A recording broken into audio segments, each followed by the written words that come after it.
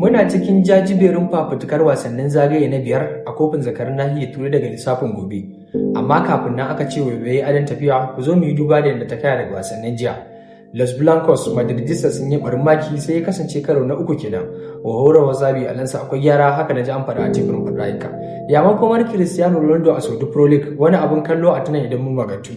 Daga can Inter Miami idan mun koma America wajen Greatest of All Time Lionel Messi. Kafin nan sai mu tsallako Premier League mu ga yadda ta kaya wa mutanen Arsenal bayan an yi Los London Derby.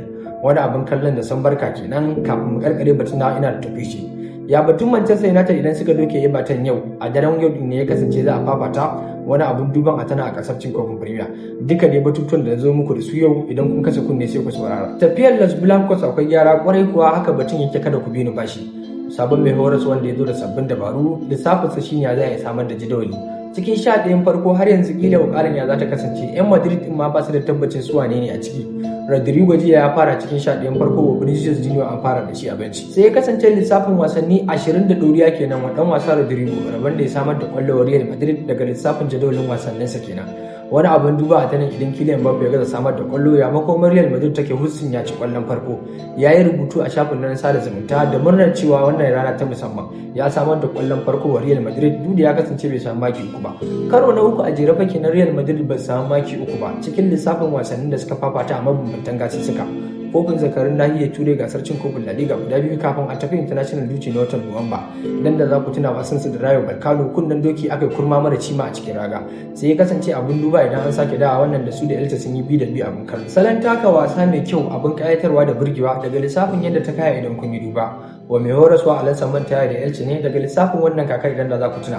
Kafin a doke wannan kungiyar sai da aka doke Real Madrid a gasar cin kofin La Liga sai sati ɗaya aka doke su da Barcelona sai da ya kasance su kaɗai ne ba a doke ba a gasar cin kofin La Liga Barcelona Elche daga baya lissafin ya canja amma wa lissafin 11 farkon Alansa abin kallo yan bayan rikici sun yi yawa daga ciki ba magoya bayan Real Madrid suka ce abin babu daɗi har da bula da shi gurbin sai taka leda duka da yadda ta kaya da rashin rawa mai kyau Elche sun taka rawa mai kyau daga lissafin possession har ma da rawar da suka taka ya kasance bandan ba bajin Madrid suka kalla makin kawai suke kalla wannan sai ya kasance kyakkyawan mafarin lissafin nasarar su yanzu ya kasance saura ta daren maki ɗaya tsakanin Barcelona da Real Madrid a teburin gasar cin kofin La Liga dandan yanzu lissafi zai fara ya za ta kaya idan makonni na tafiya daga faduwar Barcelona ko kuma Real Madrid wata tazara duka dai lissafin haka zai tafi idan ya kasance ko ya rasa dama Wasabi Alansa ko kuma Hansi Flick abin kallo ya hukumar kungiyar kwallon kafa ta Arsenal a gasar cin kofin Premier kyakkyawar tafiyar Arteta a wannan kakar yan manuniyar ɗaukan kofi haka ake faɗa a teburin faɗayinka lokaci yayi kishin shekara 20 ya zo ƙarshe daga sassanyen randanar da take bada ruwa a gasar cin kofin Premier kambun gasar sai ya kasance ya ba su kyakkyawar dama na kasancewa zakaru 2025-2026 haka wasu ke faɗar batun wasu ya lokaci bai ba da sauran hanzari da sauran tafiya abin kallo a tanan shine sarari ƙara gudun doki amma yanda lissafin zai kasance a wannan lokacin Arsenal na kyakkyawar tafiya a gasar cin kofin Premier tazaran maki shida yanzu Arsenal ta bada sai ya kasance wasu abubuwan kallo bayan sun doke kungiyar kwallon kafa ta Spurs lissafin North London Derby Arsenal ta yi nasara wa Arteta tafiyarsa na yin kyau kenan bayan North London Derby sai kuma London Derby dungurungun Arsenal su da Chelsea sai a fafata amma bari ku ji wasu sabbin batutuwa akan North London Derby kafin nan ya kamata ku san cewa dai Arsenal maki shida 6 point clear ta bada a tazarar gasar cin kofin Premier wa Chelsea a mataki na biyu abin kallo a tana Liverpool yanzu sun koma lissafin yan sha wa Manchester United abin kallo idan suka ci wasan siyo Manchester City cikin rukunin kungiyoyin hudun farko wani abin duba a gasar cin kofin Premier yanzu Arteta ya samu daidaiton daga hannunsa sama major trophy ake bukata a wannan kakar a Arsenal wasu abubuwa da su zama abin kallo a North London Derby karo na farko kenan a tarihin gasar cin kofin Premier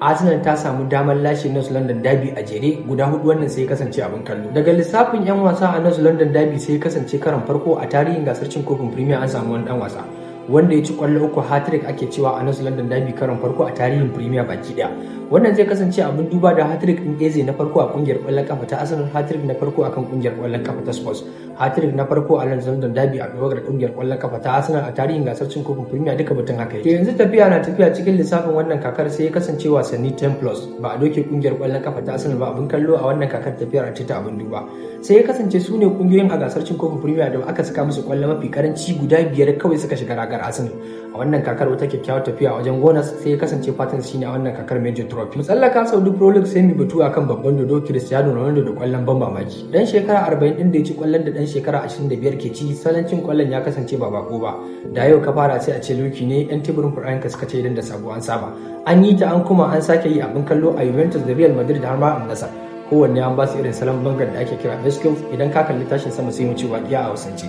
Wannan zai kasance wani abin kallo daga lissafin babban dodo. Sun mamaye Saudi Pro League a wannan lokacin. Tafsi kora na ɗaya da na biyu duka daga annasar suka fito, waje a Felix da Ronaldo haka lissafin ke tafiya.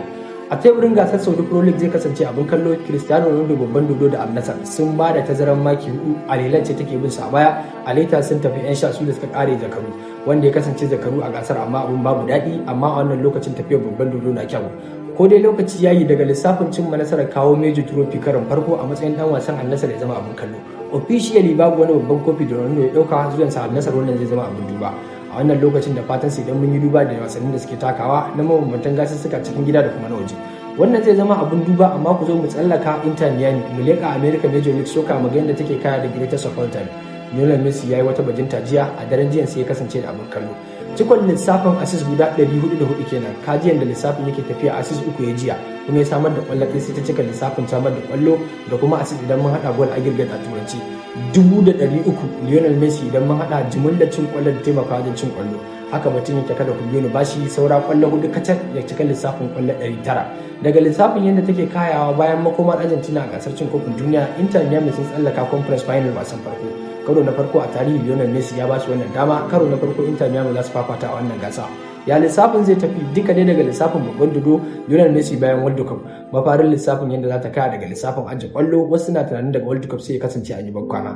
Za dai mu jira mu ganin da za ta kaya. To shikenan yanzu sai ku dawo mu tattauna kafin mai magana akan Manchester Everton. Cikin daren yau za a fafata wannan wasan, amma mu fara magana akan kofin zakarin nahiyar Turai daga wasannin da su dauki hankali abin kallo.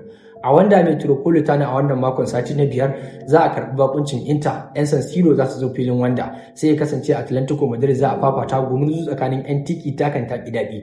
Kowa daga cikin su dan gumurzun yanda zai samu maki ne daga lissafin babu daɗi haka suke ɗaure tsakiya. Idan mun yi duba akwai Borussia Dortmund da Villarreal, wani wasan da zai ɗauki hankali amma wanda zai fi ɗaukar hankali sai mu ce muku Bayern Munich su da Arsenal a filin wasa na Emirates. Bayern za su je bakunci 'yan Allianz Arena. Idan sun je Emirates ya makomar su za ta kaya. Har yanzu babu kungiyar da aka doke a kofin zakar nahiyar Turai lissafin Arsenal da kuma Bayern Munich. Ya lissafin nasu zai tafi idan ya kasance tsakanin su za su fafata. Ban gano draw a wannan wasan ba, dole sai wani ya tafi da maki 3. Haka batun yake idan ya kasance kowa da rawa mai kyau a wannan lokacin wani zai fara rashin nasara karon farko.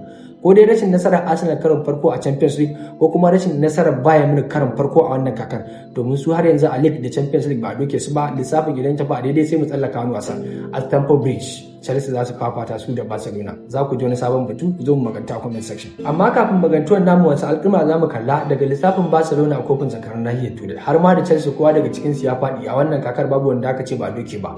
A wasannin su na gidaje League nake batu, kowa ma an doke shaka batun yake tafiya. Sai dai wannan makon ya zo cikin kyawu. Barcelona ta samu nasarar samun maki 3 wa Chelsea a gasar cin kofin Premier su ma haka. Barcelona a mataki na 2, Chelsea su ma a mataki na 2 a duka gasussukan da suke doka Premier da La Liga. Ya makomar kungiyoyin za ta kaya a Champions League idan ya kasance a Stamford Bridge. Kofa bayan ya dawo daga ciwo ya sake samun raunin dan yatsa, babu shi cikin jadawali. Barcelona sun ce ba za su yi riksin din rayuwar dan wasa Pedri ba, wa lafiyarsa ta kasance mafi muhimmanci. Ba a tunanin za a fara shi cikin 11 farko. Haka zalika Rafinha ya dawo daga ciwo. Jan Gase mai tsaron gida ya taka rawa ta musamman a wasan cin kofin La Liga. Sun yi san barka da dawo su zai taimaka musu a wasan Chelsea. Ya lissafin zai tafi da aka ce ga haɗin Estabio da kuma Lamine Yamal a teburin faɗayanka, dole sai sun magantu. Ko da kuna so ko baka so, haka yanda sakamakon zai bada zai kasance abin cece kuce a teburin faɗayanka. Daga lissafin yanda kowa zai samu maki 3, wa Hansi Flick ya ce babu atisayi, ma'ana ba za su yi motsi ba a filin wasa na Chelsea ba. Enzo Maresca shi ma da fatansa za dai mu jira mu gani yanda za ta ka. Yanda za ta kaya daga lissafin wasan yau a Old Trafford, Manchester United da Everton. Wani abun duba a tanan shine idan Manchester United ta samu nasarar wasanta daga mataki na 11 a teburin gasar cin kofin Premier sai ta koma mataki na 5 abin duba. Idan ko ta saka kwallo sama da 3 zai kasance mataki na 4, wannan sai ya kasance cikin lissafin tafo.